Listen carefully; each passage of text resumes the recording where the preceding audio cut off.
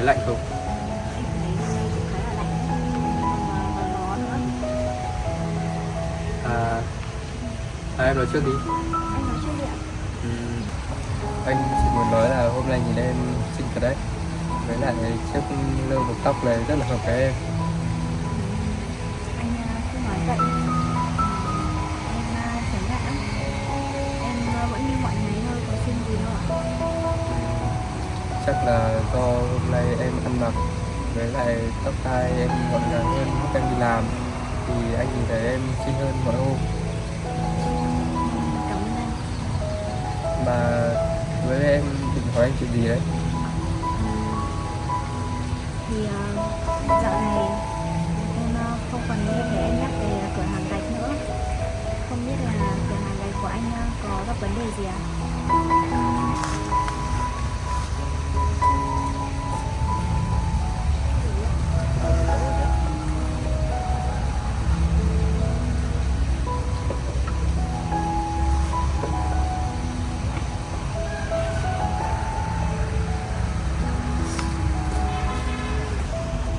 Cửa hàng gạch của anh thì vẫn phát triển bình thường, nhưng mà gạch xây dựng thì gần cuối năm rồi nên là bán chậm hơn gạch lát nền. Sao lại như thế ạ? À, tại vì là bây giờ là cuối năm nên là mọi công trình đều sắp hoàn thiện rồi, gạch xây dựng là bán chậm hơn, tại vì phần thô người ta đã làm xong hết rồi, bây giờ còn hoàn thiện để vào thô nên là gạch lát nền là bán nhanh hơn. Em cứ nghĩ là vào dịp cuối năm thì việc buôn bán sẽ bận rộn hơn. Nghe anh nói như vậy em cũng hơi bất ngờ đấy. Cuối năm thì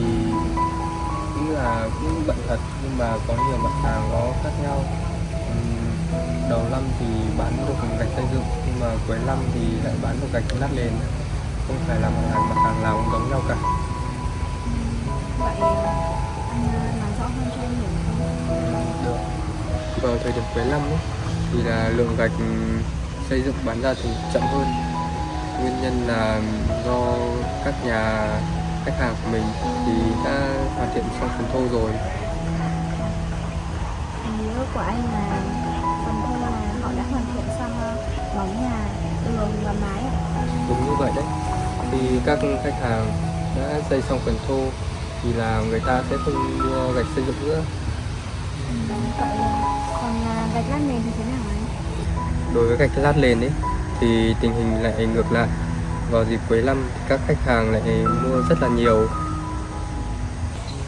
Thì lúc này khách hàng thì người ta sẽ hoàn thiện nhà ở để kịp vào ở đúng không anh? Đúng rồi Từ Mai ạ. Sau khi hoàn thiện phần thô xong, các khách hàng sẽ tiếp tục là hoàn thiện đến phần nội thất bên trong, lát nền với lại sơn sửa lại để kịp đón Tết.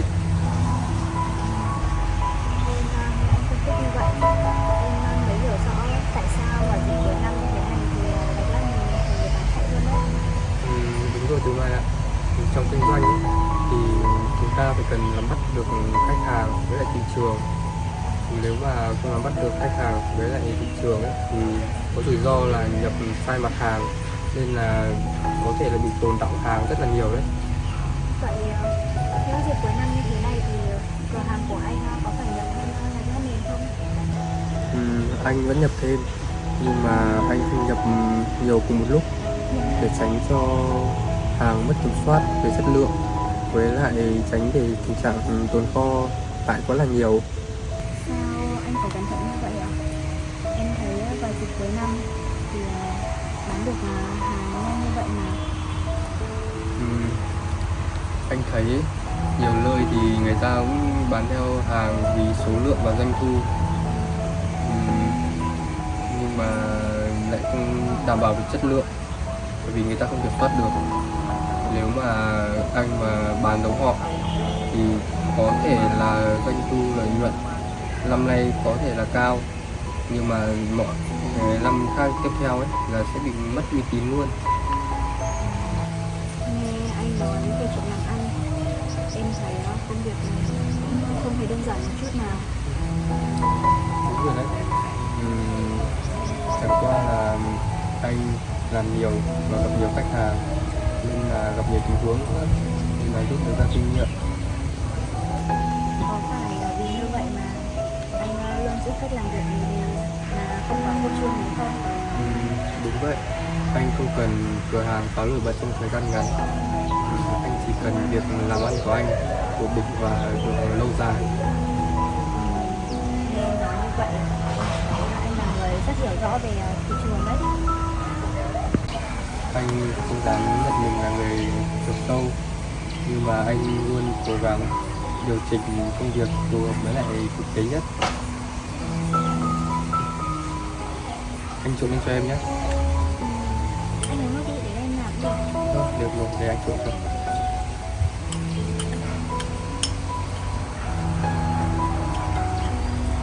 Em thử một miếng. Em thấy có ngon không? Em thấy ngon lắm. Món này trộn mạch thì hợp. Anh lấy nó đi.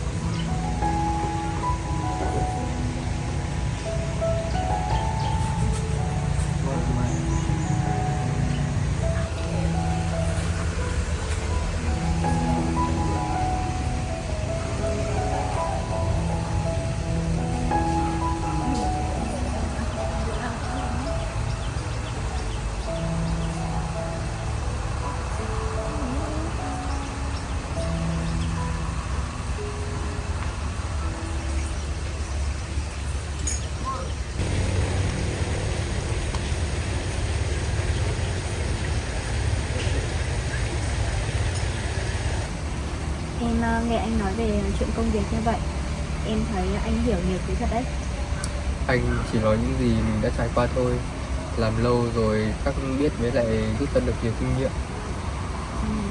Chính vì vậy em cũng thấy mình cũng cần phải suy nghĩ.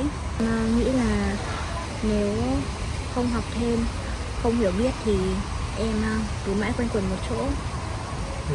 Em cứ nói tiếp đi, anh đang nghe đấy. Em nghĩ là mình cần học thêm, cần hiểu biết nhiều hơn. Không phải là để hơn người khác anh ạ, mà em muốn sau này giúp đỡ nhiều người khác nữa. Thế em muốn giúp đỡ những ai? Em muốn giúp đỡ những người giống gia đình em, và đặc biệt hơn nữa là bố của em nữa. Tại vì anh cũng biết đấy, bố em thì hay bị ốm.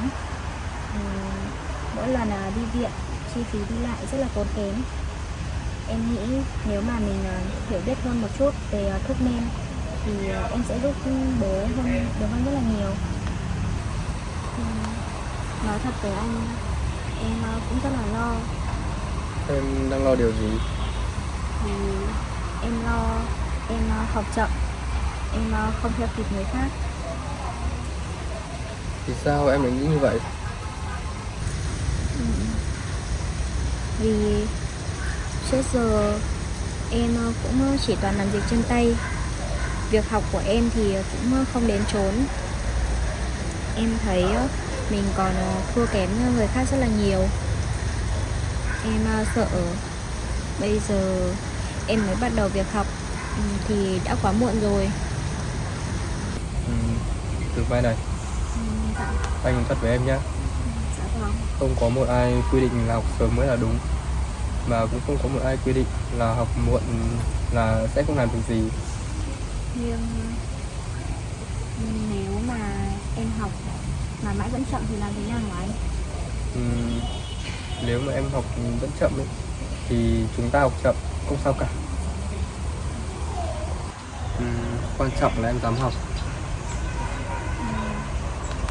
Nhưng mà em sợ em không đủ khả năng để học. Khả năng không phải là thứ có sẵn, mà khả năng là được tạo ra trong cái quá trình em học tập.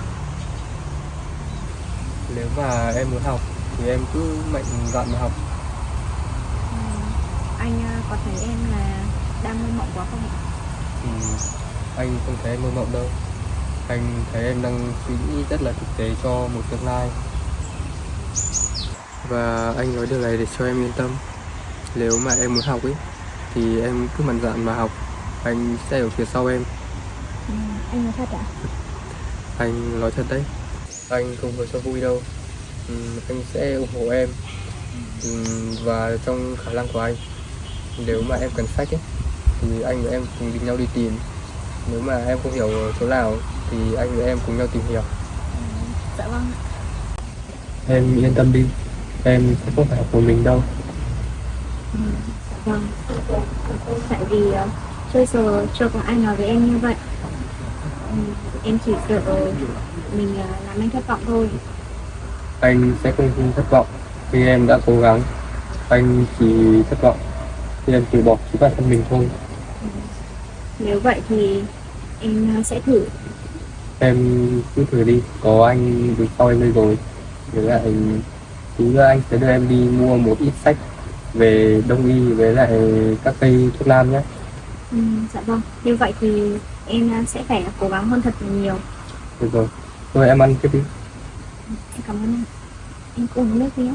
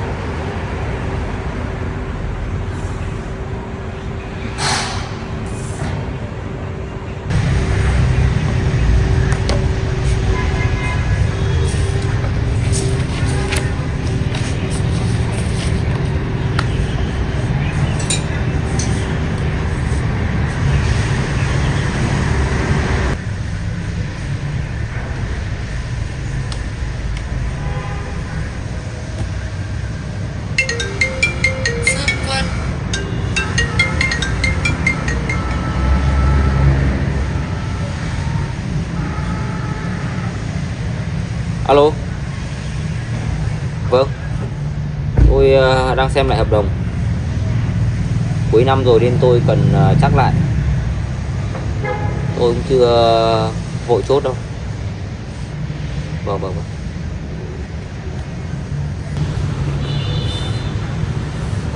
Đây là một cơ hội tốt để mình tiếp cận anh ta.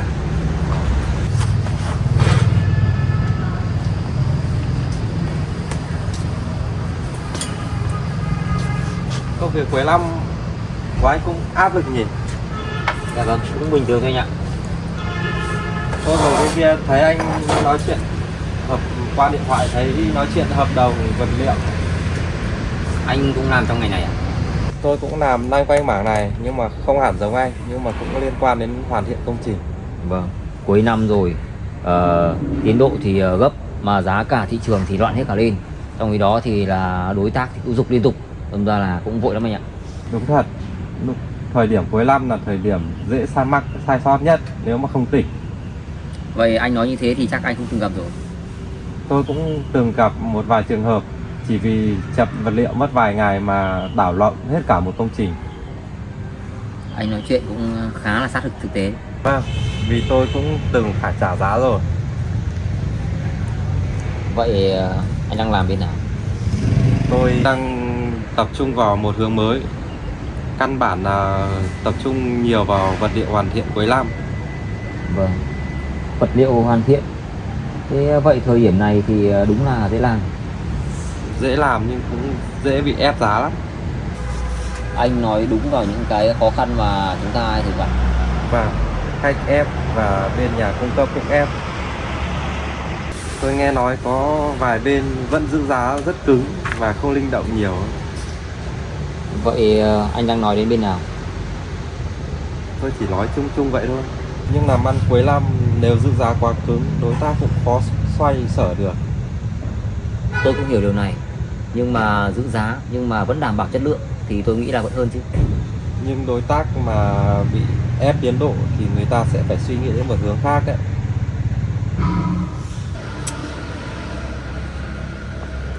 Nói thật với anh là tôi cũng đang vướng đúng cái chuyện đó. Tôi cũng đoán vậy. Nghe các anh nói chuyện điện thoại tôi cũng đoán ra được phần nào. Họ báo giá thấp hơn nhưng mà giao hàng nhanh. Nhưng mà anh vẫn chưa tin họ. Dạ vâng. Nói chung là rẻ quá thì là tôi cũng không yên tâm.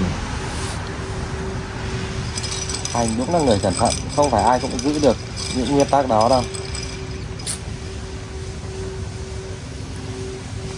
Tôi cũng không có ý định muốn anh bỏ đối tác cũ. Nhưng nếu có những đối tác dễ thở hơn thì anh nên suy nghĩ.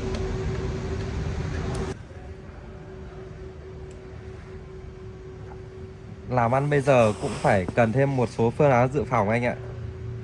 Tôi đang nói đến việc ngồi lại với nhau khi cần. Vậy anh đang nói đến chuyện hợp tác.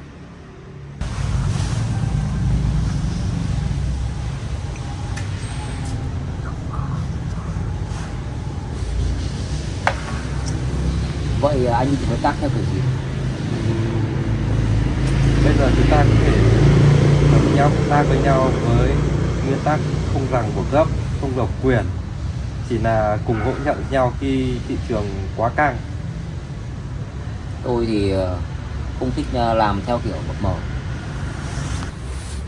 Tôi cũng vậy. Nếu mập mờ thì tôi đã không nói chuyện thẳng thắn với anh như vậy.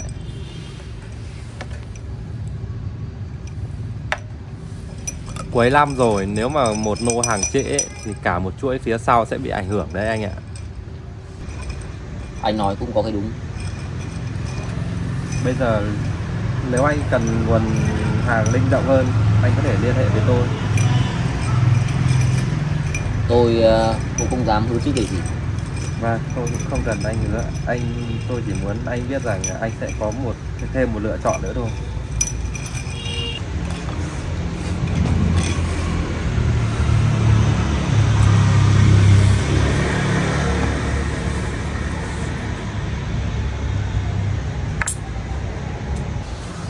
Đây là thông tin của tôi.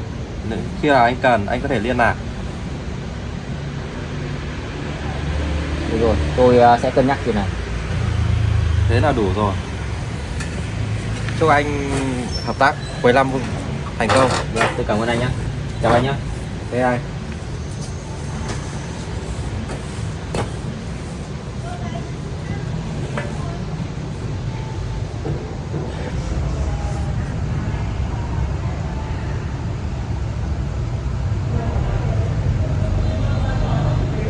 Người này không đơn giản chút nào.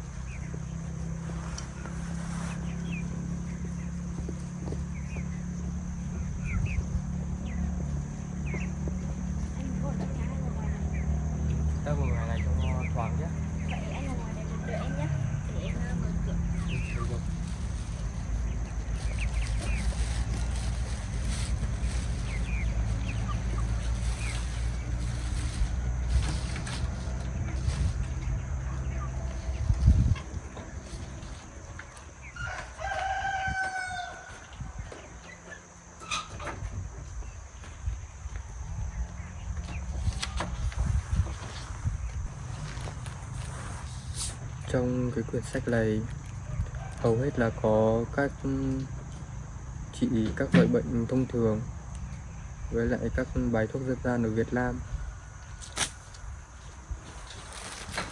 Nhìn cũng khá là dễ hiểu, với lại hình dung ra các loại lá, loại cây. Chắc là từ mai cũng sẽ hiểu được.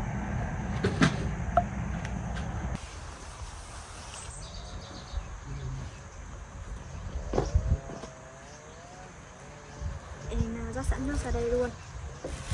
Xong là sẽ mua một bộ ấm chén ra đây sau. Anh uống nước đi. Chọc vào ngoài ra. Em xem qua quyển sách này đi. Anh xem qua rồi. Trong quyển sách này khá là đầy đủ các bệnh thông thường và các bài thuốc dân gian ở Việt Nam, với lại các ảnh hình dung của lá cây, rễ cây. Có sách này chắc là sẽ dễ nhận biết hơn đấy nhỉ? Đúng rồi. Trong sách cũng có ghi là hàm lượng với lại gram cho mỗi một đợt điều trị của bệnh nhân.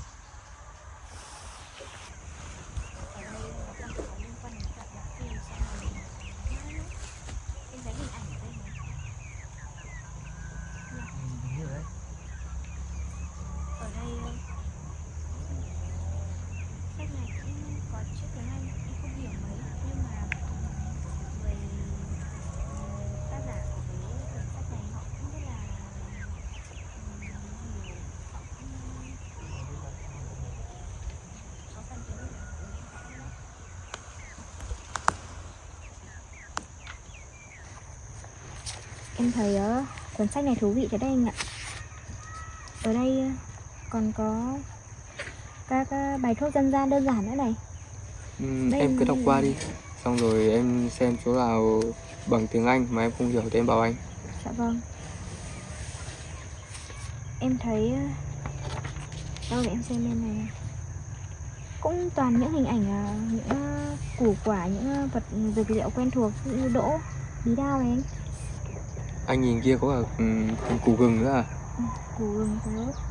Em không nghĩ là những củ quả này mình dùng cho đời sống hàng ngày cũng là một bài thuốc đấy. Bình thường em thấy bí đao để nấu canh hoặc là đỗ đen để làm chèn. Nhưng mà em thấy ghi ở trong này đây, đỗ đen làm thuốc được này. Rồi là cả mộc nhĩ trắng. Nhiều Đúng rồi đấy từ mai ạ. Bình thường chúng ta có thể tiếp xúc được những các vật liệu rồi, dược liệu đấy, nhưng mà mình thì không biết cách và cũng không biết là trị bệnh gì, nên là chúng ta cũng chỉ là làm đồ ăn thôi. Còn bây giờ có quyển sách này rồi, em có thể nghiên cứu, xong rồi em xem và học các cách điều chế ra thành thuốc. Dạ vâng. Em thấy ở đây bình thường em thấy quả dưa hấu mình chỉ để ăn rồi bỏ vỏ thôi. Em thấy trong này ghi vỏ dưa hấu cũng có thể làm thuốc. Em cũng không nghĩ là có thể tận dụng được vỏ dưa hấu đấy. Ở đây người ta còn ghi cả điều chỉnh lượng nước, lượng thuốc mà mình cần pha chế, cần nấu lên ấy. Mà ngoài ra anh thấy trong sách này cũng có ghi các triệu chứng, thì có thể nhờ qua đó em có thể hỏi bệnh nhân là các triệu chứng bị như nào, rồi em phán đoán ra bệnh và em xem các vết thương thì em có thể là bốc thuốc dịch chính xác. Dạ vâng. Em thấy ở đây rất là nhiều hình ảnh, nhiều bài học hay. Giờ em phải cố gắng học để còn có thể giúp được bố nữa anh ạ. Em không nghĩ là những cây củ quả mà mình hay dùng cho đời sống thường ngày như thế này đã có thể làm thuốc. Nhưng mà em thấy ở đây có củ tam thất. Nghe tên hay thật nhưng mà em chưa được nhìn thấy củ ấy bao giờ. Không biết là mình tìm kiếm củ ấy có khó không? Anh nghĩ củ tam thất ngoài chợ hay là ở các quán rau là anh thấy có bán đấy. Hoặc là không biết là ở cửa hàng đồ khô ấy nhỉ, người ta có bán không nhỉ? Anh nghĩ chắc là có ấy, tại vì củ này nhiều khi anh thấy mọi người ấy, là cũng đeo gùi và mang ra các cái tiệm để bán, xong người ta sắc ra làm thành thuốc. Nếu mà Anh nghĩ là chắc là trên đồi cũng có, ở trên núi cũng có đấy. Nếu mà thế thì em vẫn cũng muốn là được nhìn thấy củi ở ngoài đời thực trước, xong rồi để nhận biết. Rồi nếu mà ở trên rừng có mọc thì em sẽ đi tìm về, mình tự tay mình học theo trong sách này, mình sắc thuốc thì em thấy sẽ đảm bảo hơn đấy nhỉ. Đúng rồi, em phải nghiên cứu và xem kỹ sách này thật kỹ. Vì một khi em đã bốc thuốc cho mọi người thì em phải hiểu và biết tác dụng của thuốc, với lại thuốc đấy có tác dụng gì với vết thương, có tác dụng phụ gì không là rất là nguy hiểm. Dạ vâng. Anh nhìn thử xem, em thấy ở đây có cả nấm linh chi. Em đi lên đồi thu hoạch ấy, em cũng thấy có nhiều loại nấm lắm. Cũng có loại giống hình ảnh này, nhưng mà không biết có phải là nó không. Anh bảo là từ mai. Dạ. Em có điện thoại ấy. Nếu mà em không hiểu ở đâu, em có thể là lên trên mạng em xem. Trên mạng cũng có nhiều cách nhận biết các loại nấm. Với lại Nếu thế thì trên đấy, trên điện thoại chắc là người ta cũng sẽ phân biệt cho mình và cho mình từng loại nấm và các chất khác nhau đúng không? đúng rồi. Tại vì trên điện thoại thì có hướng dẫn là các nấm đấy nó mọc vì sao, nó mọc ở đâu, với lại các chất đất nó mọc là có trị được cả bệnh không nữa. Vậy hôm nào em sẽ tìm thử xem, để em tìm hiểu thêm về sách này xem còn gì hay hơn nữa không. Mới giờ có một nửa thôi mà em thấy thú vị thật đấy.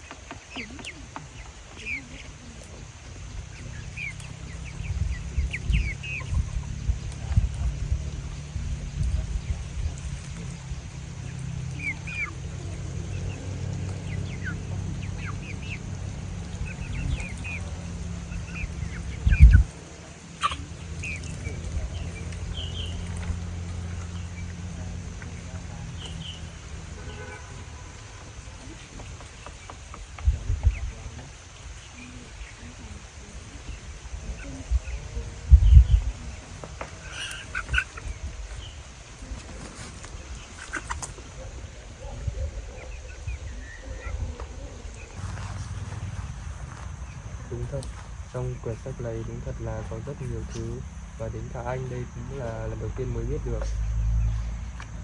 Anh Dô này, nếu mà để khám phá hết quyển sách này thì cũng khá là lâu đấy.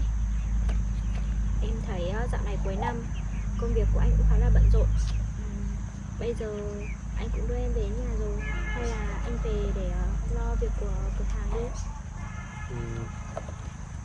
Vậy thì anh đi về trước nhé. Nếu mà mai có thời gian rảnh anh sẽ vào đây chơi với em. Dạ vâng. Còn anh cứ đi về đi, cuốn sách này em sẽ tìm hiểu thêm. Hôm nay đi chơi vui lắm. Em cảm ơn anh vì hôm nay đã đưa em đi chơi nhé. Cảm ơn anh vì đã mua cho em cuốn sách này, rồi luôn ở bên cạnh em, động viên em, rồi hỗ trợ em nữa. Không có gì đâu mà. Anh cũng muốn em là giúp đỡ được nhiều người. Với lại anh muốn em làm những thứ gì em thích là được. Em cảm ơn anh ạ.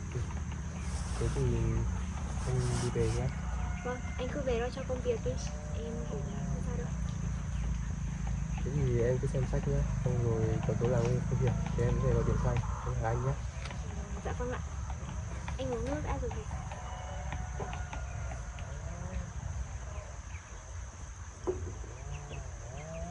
Anh đi về nhé. Anh đi về nhé. Dạ vâng ạ. Anh chào em. Anh về cẩn thận nhé. Được rồi, lúc nào về đến nhà thì anh điện cho nhé.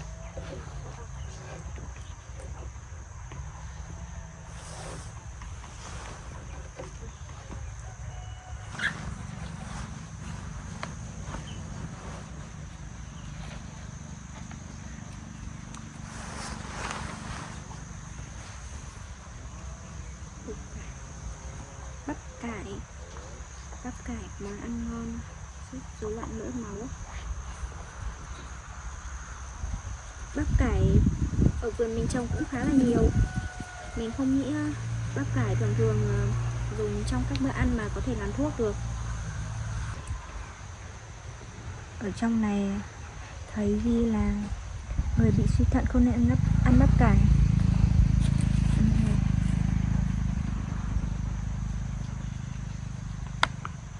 Bắp cải và cà chua luộc.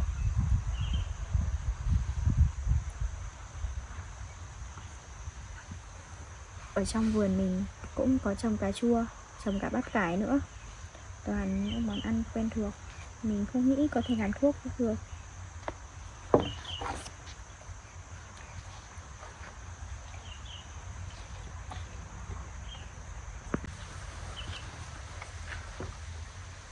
Lạc, theo đông y thì lạc tính bình vị ngọt, nhân là tác dụng dưỡng huyết tổ tỳ, nhuận phế, hóa đàm.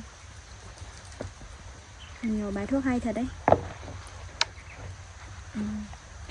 Nhưng mà nếu mà để bây giờ nghiên cứu hết quyển sách này về các bài thuốc thì cũng khá là lâu. Mình cũng cần có thời gian để học và nhớ nữa. Rồi mình cũng phải đi trải nghiệm thực tế thì mới có thể nhớ in sâu vào đầu được. Bây giờ vẫn còn sớm, mình sẽ đi thu hoạch đã, rồi để quyển sách ở đây.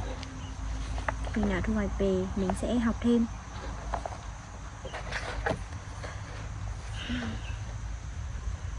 Lần trước mình đi thu hoạch cà ở ngoài sông. Mình thấy bờ sông cũng có nhiều cây rau cải sông. Lúc đó nó còn nhỏ. Tính đến thời điểm bây giờ thì chắc rau cũng phát triển lớn rồi. Bây giờ mình sẽ đi ra đó xem rau phát triển chưa, rồi mình sẽ thu hoạch nó và đem đi chợ bán vậy.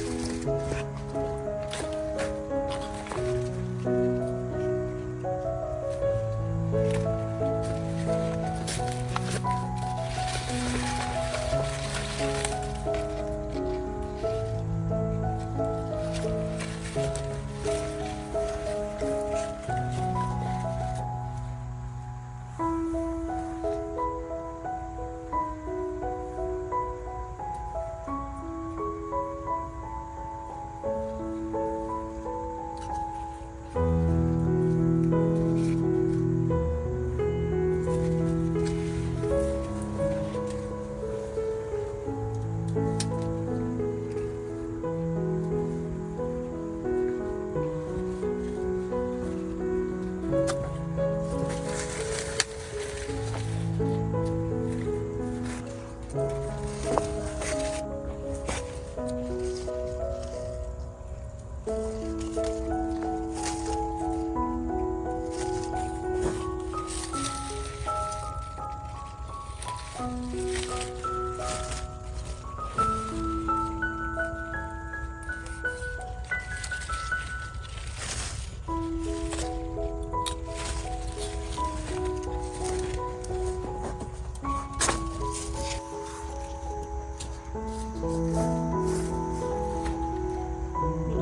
sâu vào trong này.